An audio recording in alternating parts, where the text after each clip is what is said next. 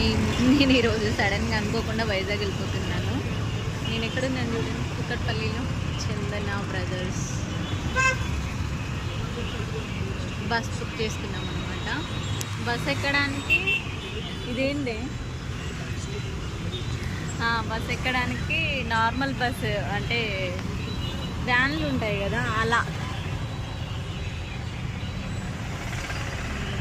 ఇలాంటి వ్యాన్లో తీసుకొని బస్ వరకు మమ్మల్ని తీసుకెళ్ళి డ్రాప్ చేసి బస్ ఎక్కిస్తారనమాట.